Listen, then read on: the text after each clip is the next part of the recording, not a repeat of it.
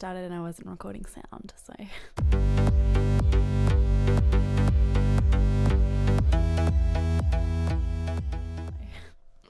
Welcome everyone, welcome to my lips. Look at these. It's like purple overlined, but it's, I don't know, the colour, I hate them, yep. We're not doing that again. Again, sorry for the noise outside. I can't do anything about it. Could put a roadblock in, I guess.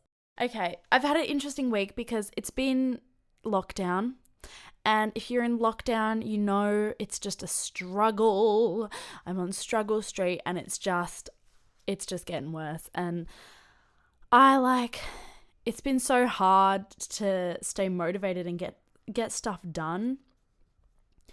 And when I do things, I always say, if I just get up in the morning and put on a face of makeup, I'll be able to get it done. Because it just motivates me. It's like a start to the morning, and it just puts things in motion for the day. But I have not been doing that, and I have not done any of my assignments, and they're all due tomorrow. So this is really interesting. It's very interesting for me. On top of this, I've been doing a lot of Shein shopping, which I know, please don't yell at me. I'm just poor. I know it's bad, but I just can't stop. And look at these shoes that I got. Oh my God. Can I get a chunky? They're gorgeous. They're terribly made. Absolutely horrendous. But I love them. Amidst all of this, I was contacted by one of my friends, and she told me that I should do an episode on REY RIVERA. If anyone has watched Unsolved Mysteries on Netflix, you'll know what I'm talking about. REY RIVERA is probably one of the best cases in that series. It's something else. Yeah, it's honestly like spine tingling, like, you know, not scary, but it's just such a mystery, and there are so many potential things that it could be. I love it. It's a great case. So we're going to look at that this week. So before I start this episode, again, disclaimer, this is all for entertainment purposes. Everything is just, entertainment. It's not meant to be taken as absolute fact, and it's all, I try and get all my information from credible sources. Now, like I said, if you have watched the Netflix series Unsolved Mysteries, you would have seen this case. REY RIVERA was he was born in 1973, so he was 32 at the time. So he was a writer and a videographer. He had actually moved to Baltimore for his friend Porter Stansbury, who plays a big part, as we will discuss.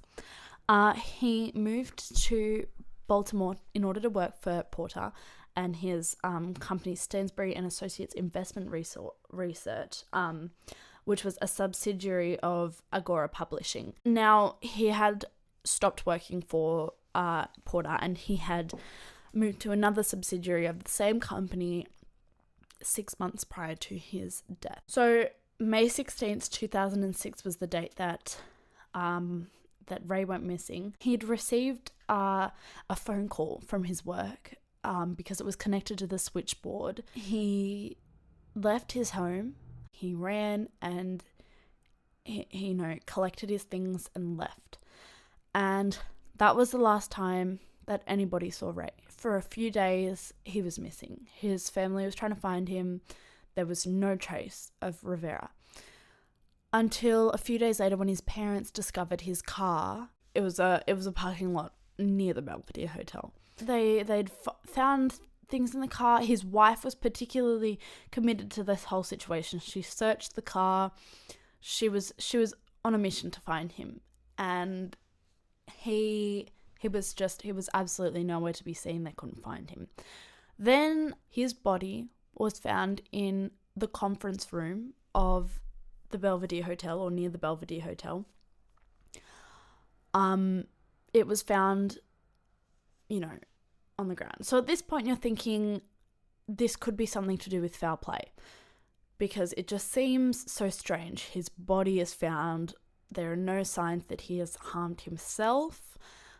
you know, what else could possibly happen. Then the police, or, you know, whoever, found a hole in the roof of this conference room, which is immediately eerie. It's terrifying, because it means that he has either been dropped or jumped through the roof.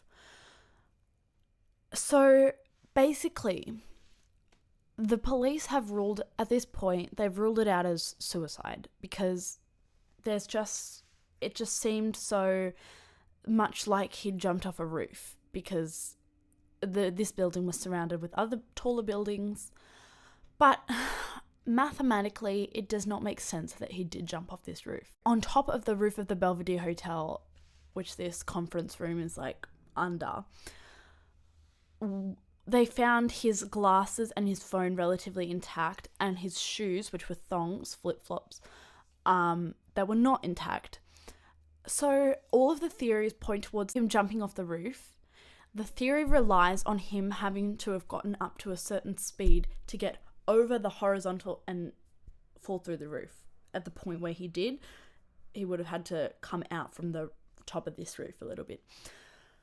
But the theories rely on him having to have built up a particular speed before he did jump, which a lot of people believe he wouldn't have been able to do in the shoes that he was wearing, or, you know, barefoot, or in whatever circumstance. They just don't believe that was possible. The other place where he could have jumped off, there were access issues. He would not have been able to get up there easily. There would have been other signs that he tried to get in there, all sorts of this kind of thing, right? That's why the suicide was kind of ruled out. Another theory was that that a helicopter flew by and dropped him through the roof and then staged his belongings at the top of the hotel roof, which is, I guess, a possibility. The suicide argument is weak, and that's what the police believed happened. That's what they ruled it out as, and that's why they gave up. But the coroner had determined his death undetermined. This brings us to Porter Stansbury. In the Netflix show, he is painted as the bad guy. He's not portrayed very well, especially because he denied interviews with the show, which has later been revealed that he did talk to a producer of the show, but he wouldn't have an interview on the show. And a lot of people, you know, obviously think that that's because he's got something to hide, and it just doesn't bode well for his reputation in this whole situation. And because the phone call had originally gone to his work, it's easy to believe that it had something to do with Porter. It had something to do with the work. It had something to do with money, all this kind of thing, right? This is where things get very interesting, because Rivera's wife, Alison, found a note in behind his desk, behind his computer, kind of tucked away. And it had all sorts of references on it that did not make sense in the slightest, and did not have any features of a suicide note. There were, you know, listings of celebrities, movie stars, and there was a quote on there that immediately when Alison, his wife, had typed it into her computer, it came up with Freemasonry. Now, if you're like me and when you watched it, you were like, what on earth is Freemasonry? I had no idea what it was.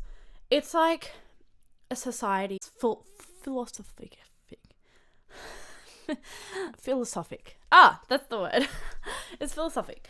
It's basically a society of all men, so a brotherhood, that, you know, have, I guess, these values, like a cult, I guess. So immediately, I guess, people link it to his death. Many people think that he was writing a screenplay. It was, you know, the beginning of a screenplay. Some people think that it was meant to be a speech, you know, and some people think that, you know, had nothing to do with his death. So, first of all, we're thinking it's connected to the Freemasons because of this quote, which is a solid theory, I guess. And then subsequently connecting his death to the Freemasons, which, you know, I guess a possibility. I don't really know enough about Freemasonry to kind of comment and theorize about what could have happened. However, there's a few things that kind of are telling me that maybe it was.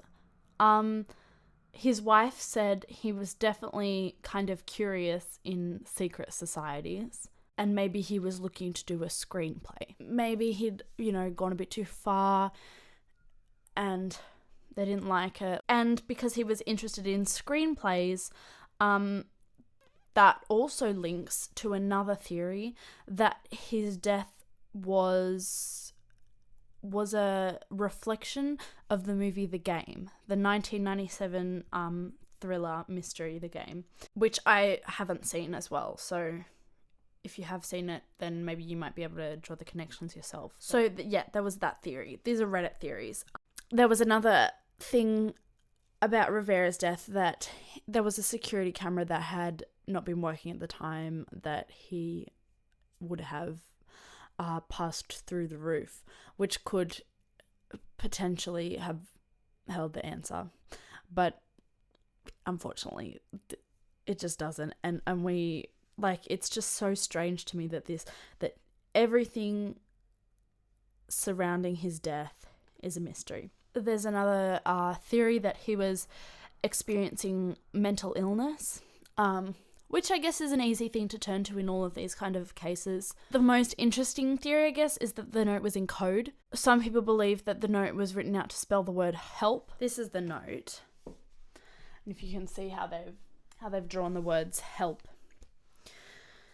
Because, it was cut out in a way that was, interesting. And then there's it's just a note, like a list of passwords or something like that. These are all Reddit theories, and I love Reddit. I think Reddit is our best friend because it's just interesting to speculate on all these kind of things. So that note is I guess the guts of the whole situation.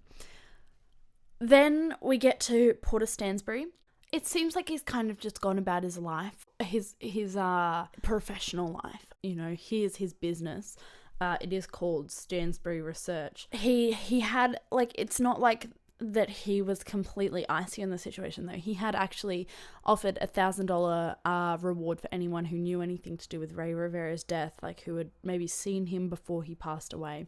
Another strange thing that kind of plays into this case that wasn't on the Unsolved Mysteries documentary was that someone had tried to pick up the status of Rey's computers after the FBI had looked through it. They had tried to pick up the computers and I guess find out what had gone on, which is a bit concerning, I guess. So all of these things, I guess, point to just a huge mystery. There are so many little parts at play that just don't connect with each other.